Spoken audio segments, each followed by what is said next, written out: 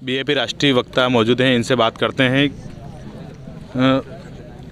दादा, सबसे पहले मेरा सवाल आपसे ये है कि बाप पार्टी वाले आएंगे और गेड़िया लेकर चले जाएंगे, ऐसा अशोक गहलोत की सभा में रामलाल जी का कहना है, पूर्व विधायक साहब का। इस पर आपका क्या कहना है? वो डरे हुए हैं। डरे हुए हैं? कैसे? वो रामलाल जी ये कह रहे हैं कि मेरी टक्कर मांगीलाल जी से है, और ऐसे कैसे बीजेपी वाले भी कह रहे हैं। रामलाल जी से ये क्यों नहीं पूछते आप कि गेड़िया वाले आएंगे और गेड़िया वाले जाएंगे, तो बीजेपी वालों से सवाल क्यों कर रहे हैं? क्योंकि वो उनके भाई हैं, इसलिए वो सिर्फ गेड़िया वाले ही दिख रहे हैं, सपने में भी दिख रहे हैं गेड़िया वाले। अच्छा, भाजपा वाले के संकल्प पत्र में मानगढ़ धाम को ट्राइबल डेस्टिनेशन बनाने की बात कही गई, इस पर आपका क्या कहना है?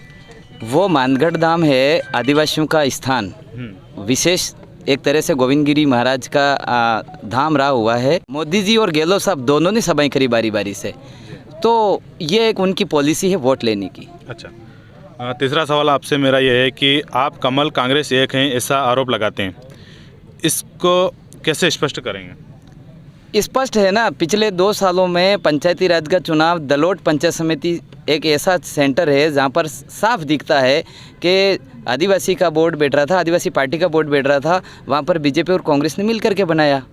अच्छा, और आपकी आपका कार्य सत्ता में आता है तो आप क्या विकास कार्य करेंगे?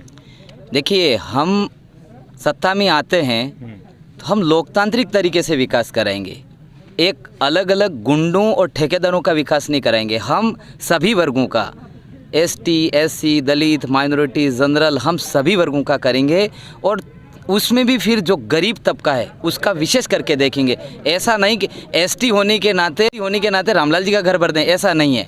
गरीब सभी वर्गों में है, और हमारी जो पार्टी है भारत आदिवासी पार्टी है, नाम से आदिवासी पार्टी है, लेकिन लोकतांत्रिक पार्टी हमेशा लोकतांत्रिक होती। नाम में क्या है, इसलिए ये आरोप तो लगाते रहते हैं, इनकी आदत है। पहली बात तो ये है कि भारत आदिवासी पार्टी भारत देश के अंदर एक इतिहास बनाने जा रही है।